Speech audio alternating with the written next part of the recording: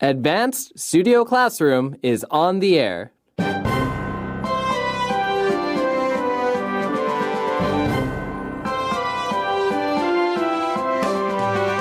Walk a few miles through old Japan.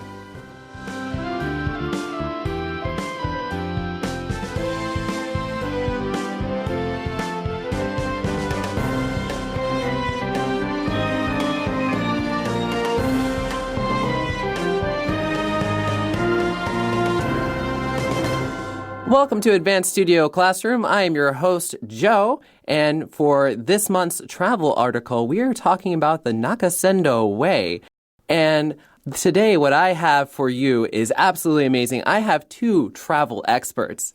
It isn't like before where I've had fake doctors or fake engineers. I'm talking real travel experts. And so this 2-day article about travel is going to be exciting. It's going to be informational. You're going to learn some new words, some cultural background.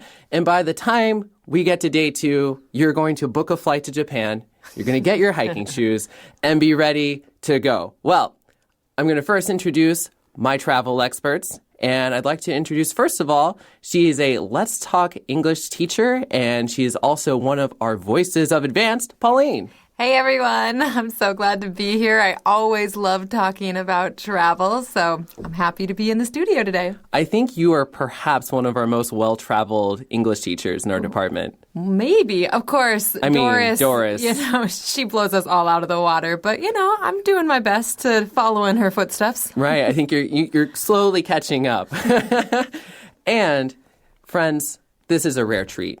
Have you ever read our magazine or listened to our radio programs and thought, wow, the quality is really good. The speaking and the recordings are just really crisp and amazing. Well, there's one person that does a lot of work helping us out. She's a very rare guest, and to have her here is an absolute pleasure, and that's Yvonne. Welcome, Yvonne. Hi, everyone. Hi, Joe and Pauline, and thank you for this kind introduction. Yeah, I'm really happy to be here today to talk about this amazing hiking trail in Japan. Of course, I am a little nervous because there's a lot of names in here, and I do not speak a lick of Japanese, which, if you don't know, if you say I don't speak a lick, that means I don't speak any Japanese. But you two have both studied a little Japanese, right? I've studied a little Japanese, and I got to do a kind of work stay at a farm in Japan. So that's my experience. How about you, Yvonne? I studied Japanese, also for a short period of time, but I can't speak it. But I also traveled to Japan quite a few times. Well, I think this is actually a really good starting point. So today we're talking about this hiking trail you can do in Japan, but both of you have been to Japan before, so I thought maybe you could share a little bit of your Japanese travel experiences. Let's start with Pauline. Yeah, when people ask me if I've been to Japan, I always say, yes, kind of. Kind of? Because I went to Okinawa and also to Ishigaki Island, and both of them were amazing places to go. I had incredible experiences getting to do diving and snorkeling. But I just say kind of because those are islands outside of the main island of Japan. I think it has a much different feel than the Japan that people think of when they think of the main island of Japan. But man, my experiences there were incredible, and I'd love to someday get to go to the main island and explore it some more. And I think you were doing diving there, right? You got it. Yeah, it's my number one love. Oh, yes. Nice. What about you, Yvonne? Well, I actually went to other parts of Japan. The places that Pauline went to, I haven't been. I would hope to go someday. And then the last trip I went was in Kansai area. And little did I know that the place I stayed and actually the train route I took every day into Kyoto was the west end of the Nakasendo Way. You're kidding me. I know. I was blown away when I found out. But too bad that I didn't know at the time. So I didn't even try to walk between two cities that I trained between. For instance, I stayed in Seta, and then there's a place in Otsu that I went to see the biggest lake, Biwako. And there is a trail between the two that is also maintained quite well and is part of the Nakasendo Way. I could have walked it, but I didn't know at the time. Bummer, but that's a great example of why it's such a good idea to be reading articles like this, right? You never know when you're going to end up in one of these places, and having that information can open up a whole new route or opportunity to do something that you wouldn't have known about otherwise. It's so true. You know what, Yvonne? We're going to have to talk to Brandon and get you some time to be able to go and, do research. This is very important. That's right. There we go. Well, it is time to dig into our first reading about the Nakasendo Way.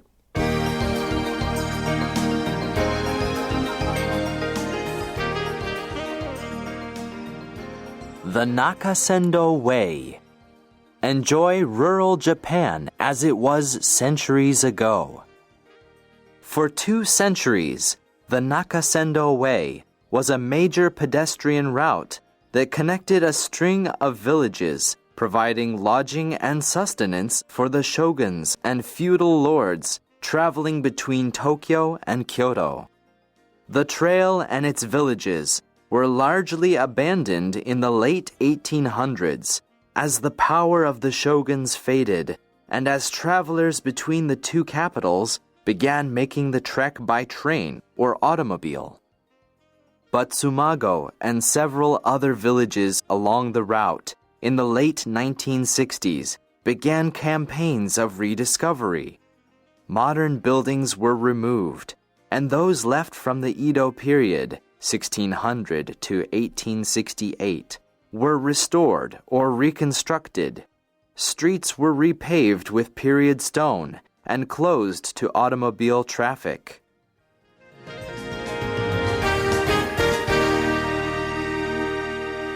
The Nakasendo Way is this great way of experiencing Japan as it was, it says, centuries ago. So this is not some new trail through Japan, Pauline. No, it is not. Centuries, of course, is hundreds of years. So a couple hundred years ago, this was a major walking route that connected a lot of villages, and I'm assuming it was like a trade route or something. But it's fallen out of use as a practical means of travel. Of course, we don't travel by foot anymore. No. We all take trains or planes or automobiles. But, it's a beautiful route that now is being restored for tourists to enjoy. Right. And so talking about those 2 centuries, in this way, it was a major pedestrian route. So there was a lot of what we'd say foot traffic, people walking down this route. And the writing in this article, you'll notice there are lots of really interesting words that are used. So we talk about a string of villages that are going along that trail. And this is kind of, it's travel writing. And so it's a special kind of form where you use words that, I wouldn't necessarily say like, oh, I saw a string of villages. But for this kind of writing, it's quite appropriate. Well, it gives you a nice picture. I think of like a string of pearls. So you think of a line of something that has like these, like if you saw it on a map, I'm sure you have this line where these dots are on the map where the villages are. And you could think of that as like a little string of pearls, like a line and a dot, another line and a dot connecting these little villages. Absolutely. And so along the way, you get that lodging and you get sustenance or just food. So again, very interesting word choice. But there's a whole bunch of cultural details that I think Yvonne has for us about this way. Well, it says that this road was used a lot by shoguns or feudal lords. And shoguns were actually the military dictators during the period between the late 12th century and late 19th centuries. The historian comes out. Thank you. And then they were actually appointed by the emperor. So they did acknowledge the emperor as the head of the country. However, they had the power. So they were de facto rulers of the country. And however, the feudal lords, they were the regional warlords. So they were under the rule or the reign of shoguns. And then, so during this period of time, later you'll find out we're talking about the Edo period. Actually, the feudal lords were requested to make a trip to Edo once a year. So that's why a road or a route like this were developed and very much used during that time. Man, that was a good dose of knowledge. Yeah, that's really interesting. And I appreciate you telling me that that happened during maybe the 12th century, you were saying. And that helped me realize when I was reading this over the first time, had read this kind of wrong when it said for 2 centuries this route was happening. And I was thinking for 2 centuries ago, like 200 years ago, but that's not what they're saying. No. It was used for about 200 years. For about 200 years, it was a really major walking route. But those 200 years happened many, many centuries ago. Right. And also, the reason that this road became so important between Tokyo and Kyoto during those 2 centuries was that Kyoto was the capital of that time. So the emperor and the imperial court were in Kyoto. And then Tokyo at that time was called Edo. Oh. And the Edo was the seat of power for the Tokugawa shogunate, which was the last shogunate in the Japan history. I feel like we could have just an article about this stuff. I know. I just learned so much. I know. There's actually a really good novel by James Clavell. It's called Shogun. If you're kind of interested in reading about that more in English, it does a really good job unpacking some of the cultural issues of that time. Now, just like Pauline mentioned, this was used for 2 centuries, but apparently it was abandoned at some point. Right. So eventually, over time, as fewer and fewer people were using it, it became less and less of a practical travel route. It became largely abandoned. So just generally not used and probably starting to, degrade or, I can imagine that there are plants and trees starting to grow over the trail. It's in disrepair. And, one of the things like Pauline had mentioned, once you start getting planes, trains, automobiles, in the mix, the walking trail kind of goes away. And it does mention that, trains and automobiles coming in did start to impact that. Now, there was a change, though. Apparently, several villages had made a decision, Yvonne. That's right. In the 1960s, these villages decided to start these campaigns of rediscovery. So that means that they want to rediscover their identity as some important villages or lodgements for this road or for the travelers of this road. And the process was really intense. I mean, they removed their modern buildings. This is a level of dedication they have for it. And they started to restore and reconstruct these old buildings. Yeah, I have a lot of questions with that. I'd be curious to know, how did the people who owned those modern buildings feel? How did they negotiate that? Did the city governments pay for those buildings? And, I'm just very curious to know how that process of renovating the entire village and taking away buildings, how that went. Was that a smooth transition or was that kind of bumpy? Yeah. Yeah, it's a really interesting question. And again, I feel like we could do an article just on building the way, rather than just walking it. But because of time, we are going to keep moving forward. So we're going to have our next reading that introduces a little bit more about the way and the people walking it.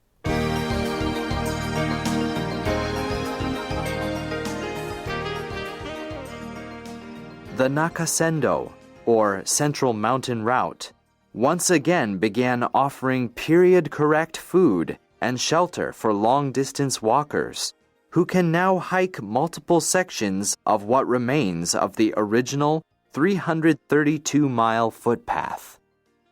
A personal experience. My wife, Julie, and I had heard about the Nakasendo when we lived in Hiroshima for several years in the 1980s. Last summer, we returned to celebrate our 30th wedding anniversary. We spent a few days along the Nakasendo, where we hoped to savor the old Japan. We learned that the Nakasendo, or as it literally translates, Central Mountain Route, for me learning Japanese, this was a new word, so +1, yes. It once again began offering period-correct food and also shelter. So it's almost like it's returning to its original use of providing sustenance and lodging. But this idea of period correct food. What's going on with that, Pauline? Well, I think it's both period correct food and period correct shelter is my guess. Sometimes with English, it's hard to know if that adjective is describing just the word in front of it or both that are connected Good with point. the and. I'm guessing it's both. I think we'll learn more about that. But so period correct food would probably not be McDonald's, for example. No Starbucks? No Starbucks, right? So I think it's easier to kind of think about what period correct food would not be and then kind of make your way back, right? It would be food that is original to that area and isn't fast food, isn't food that was developed with the invention of microwaves and, higher levels of technology even for food making. It's going to go back to older, more traditional recipes. Right. This kind of reminds me, months ago we had an article about Williamsburg. And Williamsburg was much the same way, colonial town, but it's kind of like a tourist destination, but it offers period clothing and period food and that kind of thing. Now, the Nakasendo Way, Yvonne, is apparently not a very short kind of footpath. Oh my goodness, we're talking about 332-mile footpath, which is like 530 kilometers. Whoa. So it is a long distance. But thankfully, it says you can hike sections of it. Sections, that's the key idea here. Right. So you don't have to take that all on if you don't have 2 months to spare. If you Right. just have, a week, you can still do a section of it. It's also possible that probably some sections of these routes were closed or were not maintained well enough for travelers to hike. Oh, Absolutely. So you may not be able to do the whole thing That's even if right. you wanted to. There are Okay. also sections that are considered like the top sections to hike. And so actually the section that we're talking about in this 2-day article is the number one portion of it. It's a 5-mile section that's considered like the best of the best. 5 miles. Now that's my That's speed. doable. I think That's I could do that. Now, I mean, too bad. I was really hoping to do that 332 miles straight, but since you said a few of them are closed, I'll just forget it. I know you're that adventurous. Now, we start to learn a little bit more about the writer. And so it says, my wife, Julie, and I. By the way, this is 2 people. The wife's name is Julie. It's not my wife and then some lady named Julie and then the writer. They had heard about this when they were living in Hiroshima during the 80s. And they decided, for that 30th, wedding anniversary, celebrating that, they would do this hike. And they wanted to spend a few days along this. And what were they hoping to do? Oh, I like the word they use here. They say they wanted to savor old Japan. Savor. Now, savor is a word that we frequently use with food, but it doesn't have to just be with food. You see that in our definition, that it's just about really intentionally enjoying something in a very slow way. So if you just run from one site to the next, if you're traveling and you're trying to, go to as many sites as possible, you're maybe having fun, but you're not savoring it. Savoring it has this idea of really being with something for time and enjoying it. Right, so you can savor the moment. You can savor lots of things. Well, we're going to start digging into their experience of this path, of this way.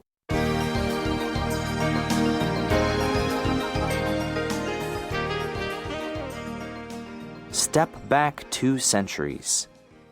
To begin our walk, we took a 40-minute train ride from Nagoya, then a short taxi ride to the historically preserved Edo period village of Tsumago. We stepped out of the taxi and back 2 centuries. Tsumago's cobblestoned main street is lined with wooden buildings, none more than 2 stories tall. Although the village is wired for electricity and internet, the wires were hidden. The stores, offering hot tea, hot meals, lodging, and souvenirs, featured sliding wooden doors and colorful paper lanterns instead of neon signs. Later, we were welcomed at Fujioto, a 16th century style ryokan or country inn, complete with tatami mat rooms and wooden onsen, the public bath that was the inn's only bathing facility. We swapped our sweaty hiking clothes for the cotton yukata, a bathrobe-like garment typically worn by guests staying at a ryokan. Washed, had a soak in the onsen, and rested up for dinner.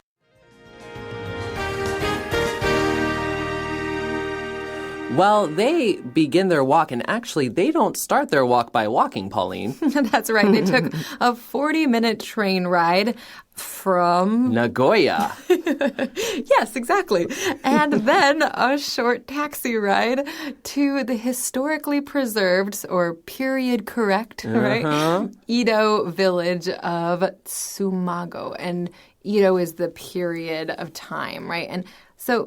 And you told us, Yvonne, that Edo refers to Tokyo, is that right? Tokyo. That's right. Yep, that's where the shogun, that leader, would have basically his castle is in Tokyo. Interesting. But we also know from earlier in the reading that period of time, that Edo period, is from the 1600s to 1868. Yep. It represents a period of time with one of the most successful military dictators. It sounds so bad when you use that. That's why they say shogun, I bet. It sounds nicer.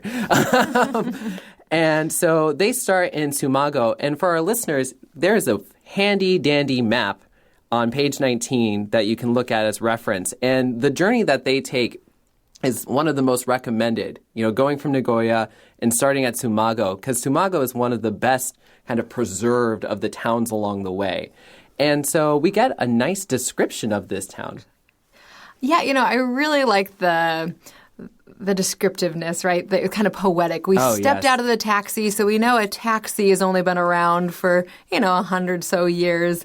But then they step out and all of a sudden they're transported in one step back through the centuries. Now, our writer says that they went back 2 centuries. And we contest this, don't we, Pauline? I think he's just being very conservative here, right? We do read that the Edo period is from 1600s to 1868. So 1868, that would be about 200 years ago. That's right. But, that area goes back way longer than that. So if I was the writer, I probably would have gone a little more lavishly and said, half a dozen centuries back. Nice. All right. Now you have to take this away and write another article, and we'll be back here. Deal. Now, Yvonne, we get a really nice description of this town. That's right. They talk about Tsumago's cobblestone main street is lined with wooden buildings. And then the cobblestone that we can actually see from some of the pictures. But this cobblestone is actually comes out differently from what I have in mind, because if I know some of the European villages that was a cobblestone, the picture in me was like round stones, and then like it's not so neatly arranged. But here in the pictures we saw there are actually stone slabs that are kind of neatly paved together. And then because we know that this village was went through this rediscovery campaign, so they redid the pavement. And that's why it came up so neatly. But also, I looked up online and then I saw some original stone paths that was not as smooth. Okay, so this is it's made for the convenience of travelers. Right. And then these wooden buildings, they were not tall. Like, they are not taller than 2 stories. And what I love here is they keep the whole thing going, even the electricity and the internet, all of that. Well, I am very happy to hear that it's not 100% period I don't correct. think I could handle. I am glad to hear that there is electricity and even internet, because even though I'm kind of ashamed to admit it, I have gotten so sucked into our modern world of conveniences that it is really hard for me to travel without internet. So I'm sure for many of us, we're happy to hear that you can have the period experience while still having some of the most important modern day conveniences. Absolutely. Now, we start to go into the look of the place. There are stores, you can buy food, you can get, all the things you're looking for, and it has this nice decor, the sliding wooden doors, colorful paper lanterns, instead of modern neon signs. But then we get to what I think is the most interesting part here, the country inn. Yvonne, can you tell us more about that? Well, we call this kind of hotel ryokan, which is a Japanese word. And then what's the difference between a ryokan and hotel? Well, there's some features of a ryokan, which is written here. First of all, you have the rooms that have the tatami mats. Okay. And then also, actually in the room, there's usually an in-room porch area, which is also separated with the sliding doors. And then the bedding will be futon, will not be traditional beds, beds. right? And then you have the public bath, which is called ofuro in Japanese. Oh, that's right. It's my third Okay. word today. You're my teacher now. And then usually this area is segregated by gender.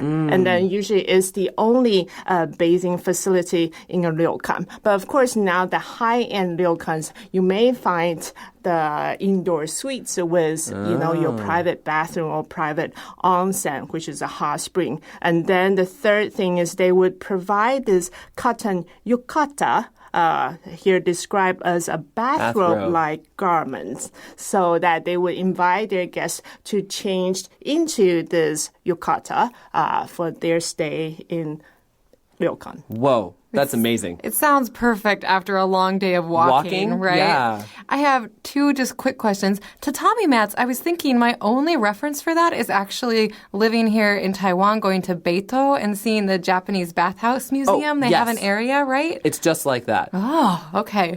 Oh, look at me learning Way things. to go. Also, onsens. So can those refer to both public bath areas and a private? It's just the fact that it's hot water, mineral water? Yeah, Is it's that mostly right? the hot spring water that makes the difference. Okay. That's right. Yeah, and then of course we got that ohuro term. Wow, Yvonne, you lied to me. I thought you said you couldn't speak Japanese. At the end. And then so you'll notice when it comes to how we use these terms in English, we often keep with the Japanese. We don't really translate yukata into bathrobe because it's a certain kind of style. Because when we think bathrobe, Yeah, we have a whole different idea in our head. we have a whole different idea. And when we think maybe hot spring, it might be kind of different from onsen. Yes. And so you'll notice that a lot of times English will try to sort of preserve the foreign word rather than use some English word to replace it. Right. It keeps the idea of it being specialized to that area and not just a general term. Because if we turn to English, it'll become more generalized and we'll have an Americanized version of it in our head. Right. Now, we have so much we can share about this, and that's why it's a 2-day article. So I hope that you will come back, join us tomorrow as we continue to talk about the Nakasendo Way. I'm Joe. This is Pauline. And it's Yvonne. Saying goodbye. Goodbye.